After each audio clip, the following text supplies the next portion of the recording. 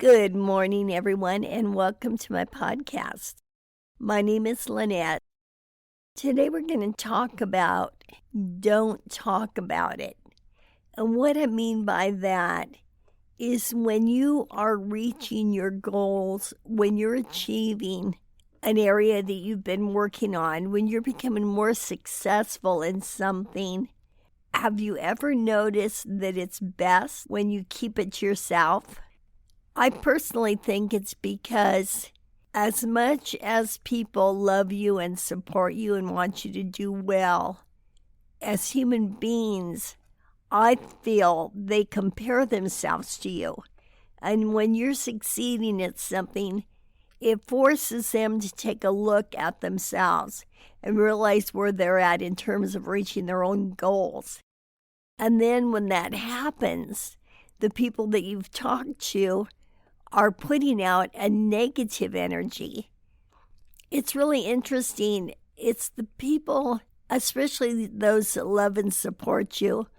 And I think starting with your parents, for example, I do think they want you to do well. Some of them want you to do well in what they wanted you to do. But the more people realize the importance of doing what you're called to do, what you want to do, not what somebody else thinks you should do.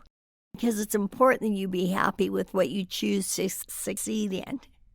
But there was something I heard, and I really hope this isn't true. And it was a breakdown of certain people when you tell how you're succeeding, the emotions that you get back from them, rather it's audible or they keep it to themselves. But for example, friends, really good friends, this article, and like I said, I hope this part isn't true, said friends want you to succeed, but not necessarily more than them. And I hope that's not true, and I really don't believe it is true. But I'm just giving you a rundown of what this article said. And then there are those that carry a bit of envy. And when you tell them, they really are not happy for you. In fact, they're a little bit envious because I think everybody compares himself to each other or thinks possibly that the grass is greener on the other side. Have you noticed when you look at something, a certain situation, and you think, you're missing out on something, but when you know the reality of it, you realize it's not what you thought it was. In fact, this has been a long time ago, but there was something going on, a big gathering, and I was really feeling on the outside of it. I didn't get invited, nor should I have been, because it was their family, basically, but nonetheless, it was something that I would have really liked to have gone to. And I felt like God, the Holy Spirit, said to me in that still small voice, it's not what you think. Because I used to always think that this group had so much fun, did so much remarkable things together. I thought being around them, being with them constantly, it must be so fun. And then I got those words, it's not what you think. And then as time went on, I did become closer to them, and I was invited to everything, and I did go over there. And it was absolutely correct. There was a lot going on, and I won't even get into what, but it was not what I thought. So when you work hard and you succeed at something, if you tell the wrong people, unless they are totally on board with what you're doing, unless they are true supportive friends, they can put negative energy out there. And if you ever heard people say, I'm not going to talk about it because I don't want to jinx it, I think that's what they mean by jinxing it, is that you start to get either negative feedback or negative thoughts going out there into the universe. Either way, you don't want that to be taking place. So when you succeed at something, when you're doing really well, your urge is to tell somebody, I understand that. But the bottom line is, you should feel 100% good about you. And you should keep it within yourself for the most part, unless the timing feels absolutely correct. We'll talk about that in a minute. But when you start to achieve your goals, when you work hard and you see the fruits of your work, by holding it inside, I think it builds up a type of faith, of confidence. It builds up a type of confidence within yourself. After all, you're the only one that you need to please. And I have found over and over again that when something goes right, when I do something that I feel is going the way I want it to go, and I keep it within me, it builds not only a confidence, but it builds a sense of well-being within yourself. It gives you a faith. It gives you a trust. I would say a trust with God, because it's really between you and God. And when your trust is in God, you can't go wrong. So it's between you and God. I'm going to give you another example. This is kind of off the subject a little bit.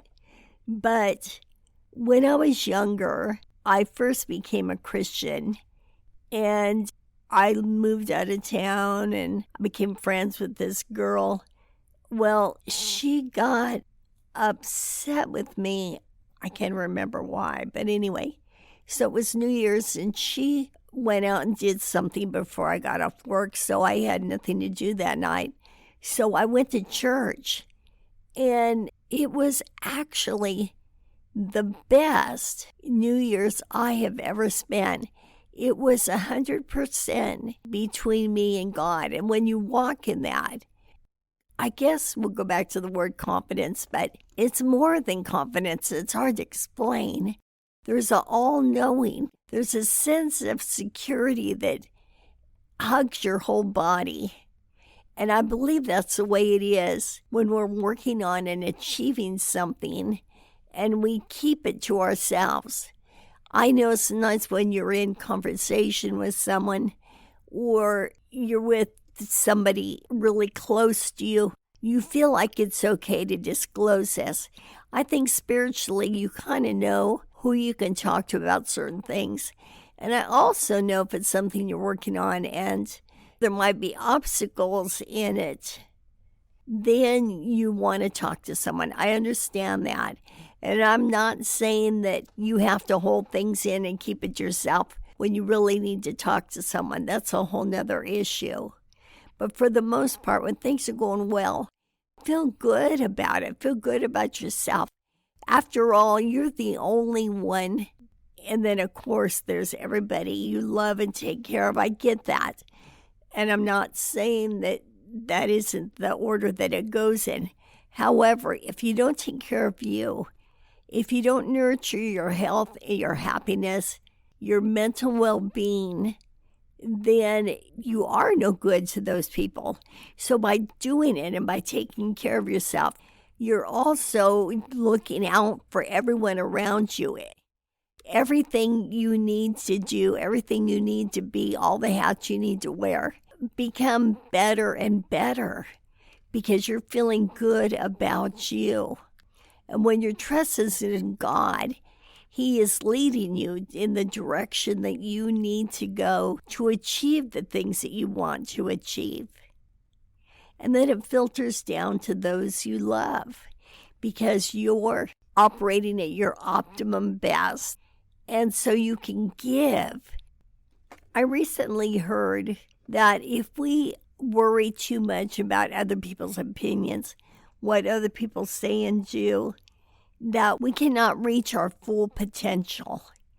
So by holding things, trusting God, feeling built up within yourself to the point where you will find that you don't need to have people around you. You don't need to constantly be calling people to be doing, because you're contented with who you are. You're building up a strength within yourself, a strength that's going to show on the outside. You're bubbling over with this self-assuredness. But you're more equipped to do that when you feel that you're nurtured by you. I think sometimes people want things for the wrong reason. But the truth is that when you feel good about you, when you're doing what you want to do, when you're making yourself a well-rounded person, you don't care what others think. You don't need all these people around you. You just feel good with what you're doing. You feel that confidence, that success, and you're more content. You're content because you are becoming the person that you were meant to be. And when you realize it doesn't matter what others think, that gives you so much more freedom. When you realize the only person that you have to please besides God is yourself, that gives you so much freedom. You feel so good about you, whether it be a small thing or a big thing. Once you reach that next rung on the ladder, you get a confidence. You should be your biggest fan. You don't need to get it from others. But I think that develops when you need the approval of others to validate yourself. But when you can give that validation to yourself, you no longer need the approval of others. You're with them because you want to be with them, because you like being with them. Not because you need them, not because you need their approval. When you tell someone of your achievements, you may not get the reception that you were looking for, that you were hoping for. And again, I think it's because we're human beings, and it's not that they don't like you or think what you're doing is great, but I think there's a lot of comparison that takes place, and it brings to mind maybe that they haven't achieved what they're looking for in terms of to the degree that you have. And it's really interesting to me. I think 9 times out of 10, people don't show their enthusiasm when something really great happens to you. You get that rare individual that really does, and God bless them, that they can show the happiness. And I think it was like 4 or 5 episodes ago, the episode called Betty. She was one of those rare individuals that did show enthusiasm and excitement when somebody else succeeds. And when you do that, you automatically ramp up the joy in your life by 50%, 100%, whatever, because you're not only having joy when something goes your way, but if you can find joy in when something goes somebody else's way, you've just automatically multiplied the joy in your life. What a better way to look at things with joy instead of envy, resentment, comparison. But remember, in all of this, it does come down to there are a lot of people that do envy others. And I don't mean in a bad way. It's just a human thing. I think, like I said, it's more of a comparison in terms of how close they are to their own goals. And I think it's kind of awakening to them, and it shows them how far they still need to go to reach what they want. So when something really good happens to you and you have inside, feel that happiness within yourself. Be your best cheerleader. Be happy within you. Support you. Walk in that confidence of knowing that, hey, I'm doing it. It's happening. I'm working toward my goals. Because in the big scheme of things, it really doesn't matter what kind of kudos you get from anybody else. You need to just be proud of who you are and realize that your work is paying off and it's work well done. And if you do talk to somebody about your achievements or your accomplishments, because I'm not saying hold it in if you need to talk to somebody, but if you're just simply talking about it because you feel good about it, first of all, don't expect the reception that you were looking for. And just make sure you're saying it for the right reason.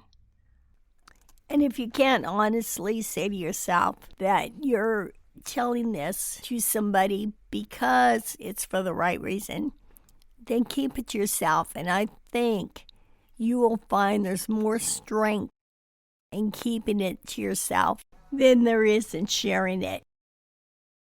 With that being said, I thank you for listening, and I will talk to you next week. Bye-bye.